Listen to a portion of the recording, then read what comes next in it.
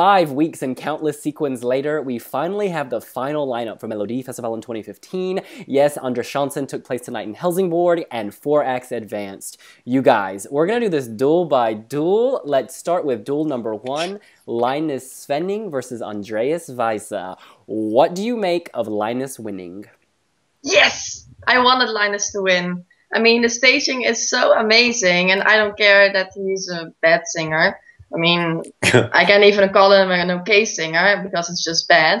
But I don't like the other song, and I think the staging in this song is so perfect, and yeah, I like it. I'm not buying into the whole post-apocalyptic chic in Linus's thing. Like, he's trying to make, like, radioactive wasteland, nuclear destruction of the world attractive, and I'm not into it. I don't like the flaming trash cans.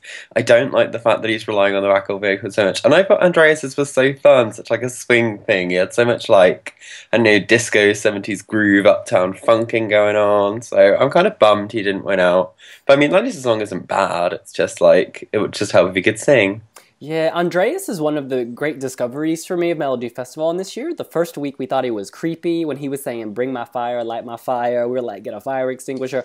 But now he's kind of fun, a little saucy, kind of sexy, great voice. And his performance had more energy, I thought. He was really relishing his time on the Melodifestivalen stage. Whereas Linus, to me, seemed a bit subdued. And like with all that fire and the homeless people burning stuff and the trash cans, I was expecting him, I don't know, to be singing "Let's Start a Riot," not to be singing about "Forever Starts Today." I find the staging, I don't know, I like it. I think it's great. It's good spectacle. Something about this act is empty to me. Like, it just feels very flat. It's just quite hollow. Like, I think with Broder, there was a lot of emotional depth there. And I don't know if he's just, like, emotionally exhausted and doesn't have any more, like, depression and sorrow to pour into the world. But it feels like he's just kind of been given this song rather than it being something from the heart, which is what we used to with him. Yeah. That's true. Yeah. Brother was way, way better. I have to say that. It was so emotional. I loved it. And I think if he wanted to come back again, he should sing a song like that.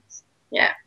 I don't think he's going to have an impact in the final. I think he'll be there. He'll be forgettable. We'll be like, why didn't you send Andreas instead? He would have come higher than you. I mean, this is going nowhere. Yeah, I think, like, his draw as well in the final is not great. So I do not see this finishing well for him, unfortunately. Where is he running in the final? I think he's in 7th, so he's before Isa, which I think is great for her because it means that she can, like, explode onto stage after that, but not so good for him being remembered. She can wake everybody up. Exactly. She'll just be like, Poplet. But we're not here to talk about her. She made it to the final on her own. She didn't need no second chance round. Okay. Duel number 2, Hasse Andersson versus Kristen Amparo. Now, you guys, I'm actually shocked. Hasse wins over Kristen. Kristen may not have done amazing in her heat, but tonight she was amazing. She got rid of the Adele karaoke act. She's no longer a cover act. She is a starlet. She was working the smoky, sexy vocals. She was working the falsetto. She was working everything. I cannot believe Sweden turned their back on her. No, I can't believe it. And at first I said that I didn't like the song. I didn't like her. But after hearing the song more often, now I'm like, oh, well, it's a good song. And I even like the I part. And I think she's doing amazing. So I'm starting to like it. But now she's out of the competition, so that's a shame. And I think she was way, way better than Hasse. He shouldn't have been in Andra Chansen, so...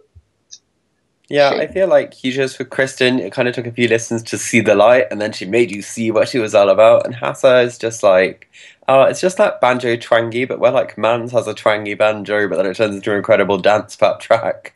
This is just literally like twangly banjo for 3 minutes, and at some point you just want to bash him over the head with the banjo and be like, stop it! I hate this song. This isn't doing good things for me. Now, y'all, I hope he survives until the grand final. He's the oldest contestant this year.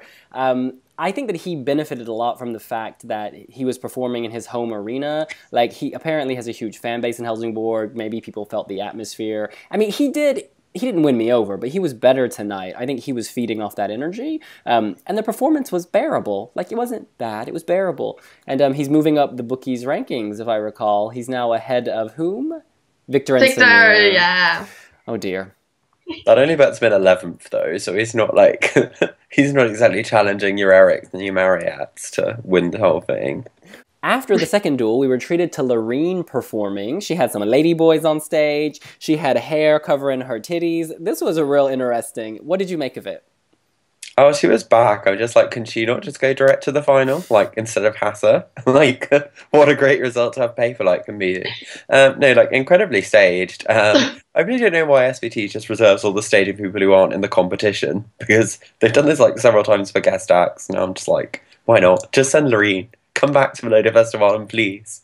Yeah, I'm so glad that she's back and she did amazing. And I loved her CD. I absolutely loved it. I played it all the time. And I was like, oh, where is Loreen? It's like, yeah, she was gone out of the blue and now she's back and she's amazing. The only thing I don't like is the nose ring. She stole it from Linus and Linus keep it because it doesn't suit Loreen. Duel number 3, Dolly Style versus Dinah Nah. Now, y'all, Dinah Nah, she slayed tonight. She won this duel, and I've got to say, she converted me because I was not feeling her in her heat. I thought she was an old woman trying to act like a teenager. I was really annoyed in the dance sequence when she says, let's do it, and then she just stands there while everyone else dances. But she was on point tonight. I think she had a coffee before she went on stage because she was alive. I think she was definitely a lot better. In Andra Chansen. She was like, I was for Dolly Style. Like, I've loved them. I've been a big proponent of them. And yeah, anyway, but Dinah Nah, she did turn it out. Like, the ponytail flip thing she was, she's just like, that. For like the whole thing. Like, that was good. Enjoyed that. So, like, fair props to her. I think that was the toughest duel tonight. So, hardest to call. But I wish the Dollies had gone through. I'm sad about that. Well, I didn't like the song of the Dollies, but I think they were really fun and enthusiastic and they did great. And they should have been in the finals if they were against Hasse or Linus.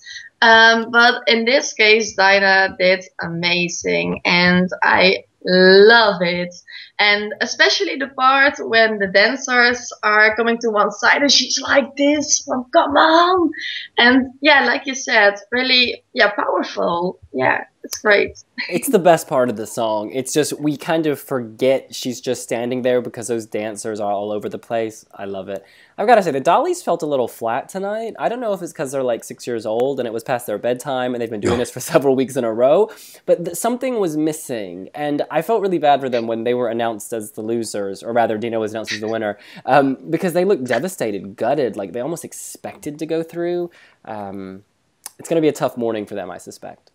Yeah, like it is sad. I think as well, maybe a little bit the sparkle was lost because I think semi-final one was such a good semi-final. Generally, it kind of like hyped them up. And yeah, I think because Dinah has like that army of dancers, and whereas the Dollies just kind of like we're gonna do it on our own because we don't need dancers to make us look good. We've got our own choreography. So I don't know. Maybe that like hindered them. But I still love that song. I would much rather. Can they send it for the UK? Can we do that? Can we tag them in?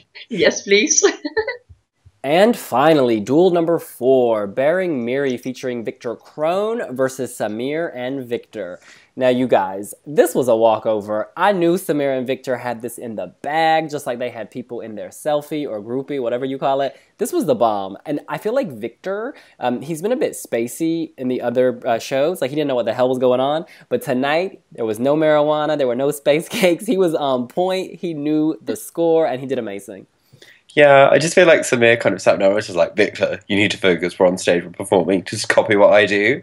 So, like, because I think if you remember in the semi-final, it starts and Samir just kind of pops up on his own and then Victor just arrives late. Whereas this time they were actually both together, both in sync and just both, like, enjoying it. And, like, I love the song Groupie. Like, it's such a great, it's so catchy, so fun.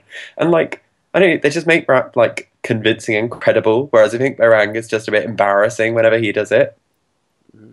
Yeah. Last week I was like, oh, I don't care who wins. I like both of the songs. They're both good. But after seeing the performances and the song of Berang, I absolutely hated Malena. And it's not nice to say, but yeah, the song was good. But yeah, it made it horrible. Let's just say it like that. And I think because of that, Samir and Viktor, they did amazing, and maybe they saw the performance and they were like, oh, we can win this, we're better than that.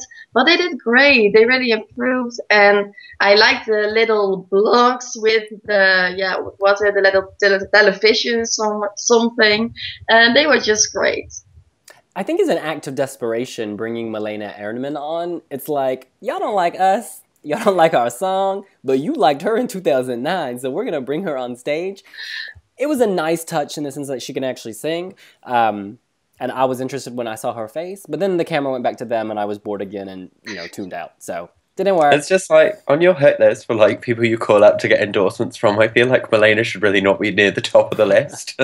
I mean, like, you've got your Sunny, you've got like Loreen, you've got Eric. It's like, why was Malena like the top of the contact list for like, who we're gonna call? Call Malena! No, just like, that just seems like such a random like marketing ploy. Malena thinks they're great. So what? Who gives a fuck? She did terribly in 2009. Everyone hated the song. Yeah, true. Well, our lineup is now complete, and my question to you is this. Of the 4 acts that qualified tonight, who will do the best in the final? Dinah Nah. I think so. If I look at all the comments, I see a lot of people who really, really like Dinah after seeing this performance. So, based on the fans of Eurovision, I think that Dinah will win out of these 4.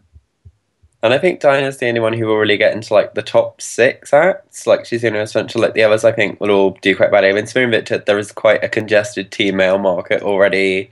Linus, I don't think people will vote for him second time around. I think he's going to have like an Anton Ewald experience and probably end up last. And Hasse is just like too old.